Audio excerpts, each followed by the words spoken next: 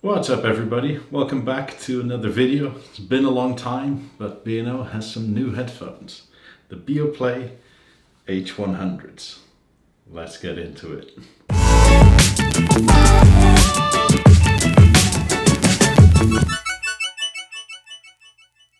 So B&O has decided to launch another set of headphones, and we'll go over them a bit. This is obviously made before the full-on launch, and the specs tend to change on the last day, or can change. The reason I say this is that in the last few days there's already been an update where the playtime has turned even longer. As listed, it's 30 plus hours with ANC on, which is bloody incredible. They have custom drivers, 40mm, glass back. I'll go a bit over the unboxing in the overlay. It's really quite something. If I had to put a number on it, it's a pretty decent improvement over H95s. Don't get me wrong, H95s are very good, but this feels pretty much like slapping a set of Beoplay 50s on your head. The bass is incredible, really. It's tight yet punchy.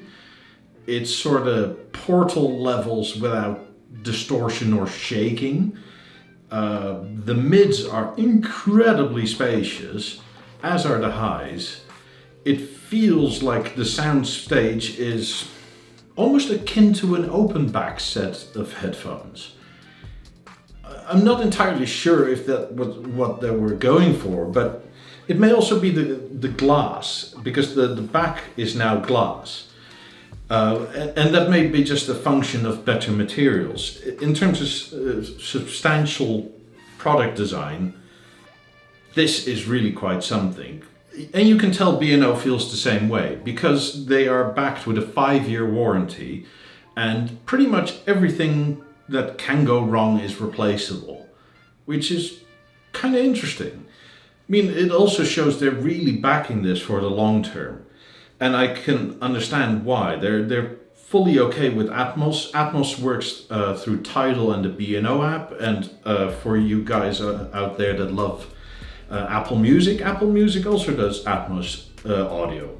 I'm not entirely sure that works with like connecting it to, like, let's say an LG TV or BeoVision or something of that sort. I haven't tested it yet, but come and watch our Bio Talk podcast show every Sunday, and we'll get more into it. They're quite incredible. I think they've improved on so many different levels. Like, even the mesh material is now so fine. We'll do a little microphone test right now, because supposedly the microphone has always been improved. It's kind of weird, because in years past, like, the best sounding microphones was probably the E8s, and then the H4s, and then the higher end headphones had like very iffy mics. I mean, I know the H95 suffered from that a bit. I mean, they were usable, but not great, right? But that's kind of not why you buy a set of headphones like this. But it's nice to have. I must say though, the price is hard for me to judge, because are you into very high-end headphones? Because if you are, these are probably for you. I think they're worth it, and I'm not really a headphone type of person. I must say though, I would never really use these on a commute. I would take these with me, but not on my head, if you will. Maybe it's because I'm not daring enough, but they're currently €1,500, 1,550 USD, which is steep, right? The H95s were also steep, but this is quite another level. You kind of get the same thing you get with speakers, where like one step up is like 2x the price, but people will ask you, is it 2x the sound? 9 times out of 10 it's not, but the improvement is substantial. I prefer these over the H95s. The little cons, if I have to be honest, is that they're quite heavy compared to portals, especially. Like if I compare them to my portals, like these are significantly lighter, but these are also much more metal. Like this is, sorry to say, a bit flimsy plastic, whereas this is like not. It's all metal. It's very sturdy. And another thing that I see most people online kind of hate is the headband, but you can take it off and replace it, which is ingenious, because my one long-term review about all my other B&O headphones, not the in-ear but the overhead ones, is that you get that sort of raffling occasionally. I think it depends on your head size and how often you wear them, but I have a few where that has started. Others are fine. I have two sets of portals. One is fine and one isn't. It's kind of a strange mixture, and I don't know what changes that. So let's get into the mic test. Oh, before we do that, if you wire them, they will do 24-bit 96 kilohertz, if I'm not mistaken. The spec sheet on the site will say it. So if you want to read all the specs, read them on the site, because with software nowadays, anything can change at any given point. Like I could tell you the current hertz that I have, but I've had it before where through software and DSP tuning that changed slightly. So by putting out the video, it was out of date already. So the best place to find the full spec list is bangolufsen.com. It'll come in 3 different colors, these black ones. I actually really love the black. From the other colors, I sort of like the silver grayish headband, but I prefer the black. The black looks stellar. Another, I guess, slight, I don't know how I feel about it. The carry case is very nice leather, but in the H95s it was a hard case. The hard case is quite a bit bigger than if you just want to carry these with a charging cord, right? So if you're going anywhere with just a backpack, I actually think this solution is quite a bit better, but it's not as protective as a hard case. So it's one of these things where I'm not sure what I prefer. I think I prefer the H95 or the H95 solution, but that's only if you have like a pull carry-on or something like that, like a hard case. If you're just going backpacking or like smaller trips, I think I prefer the leather pouch this comes in.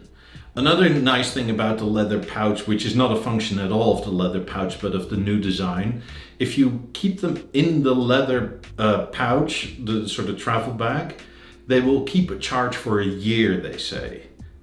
I have no way of proving that, because like, come back to me in a year, but then I can't use them for a year, but they've kept their charge amazingly well.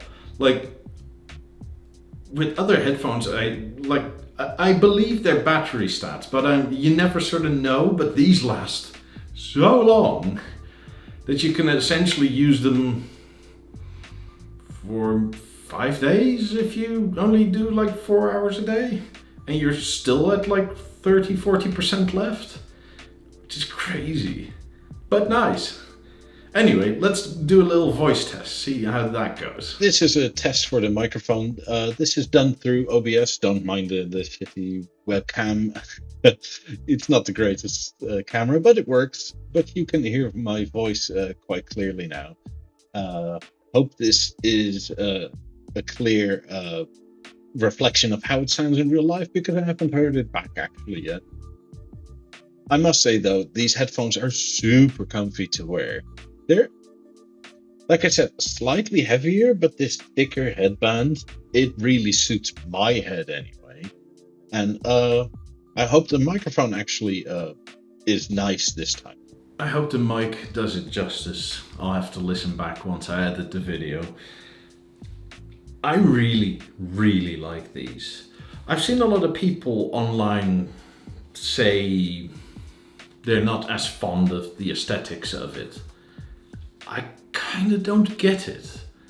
I sort of see what you mean, but like the only sort of aesthetic biggest difference to me is actually the headband. But that's a part I kind of like, because that's sort of been a problem for my head anyway with most of them. Plus, if you wear it, you don't see it. I guess nowadays you maybe wear headphones to look cool or better.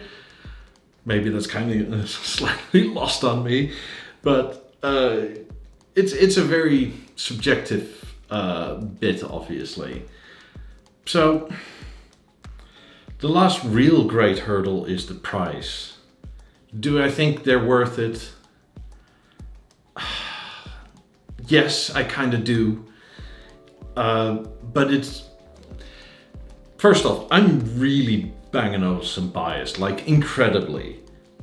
But I'm generally not the biggest headphone head. Like, I'm more of a speaker head, right? Like, I have speakers essentially everywhere nowadays.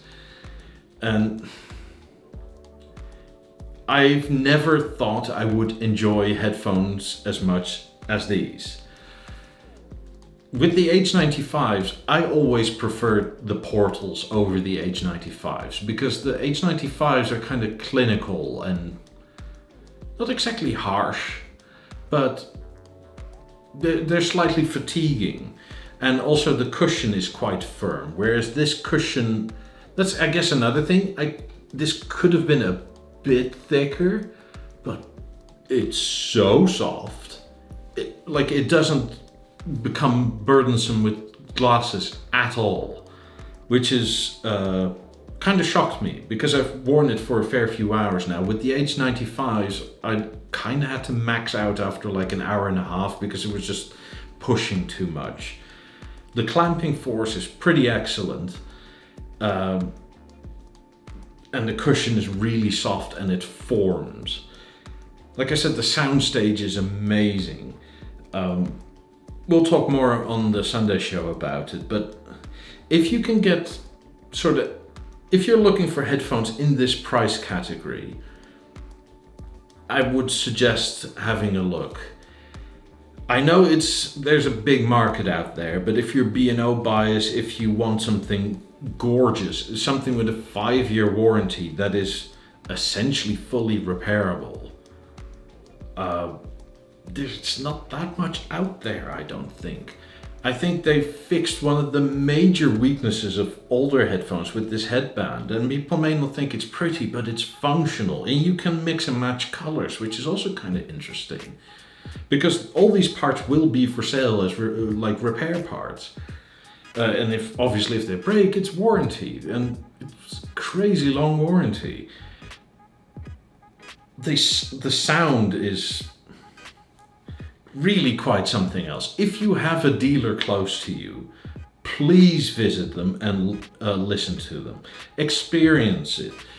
One of the major changes that I found is that when you put these on, normally a B&O headphone, when you turn it on, would go boop boop.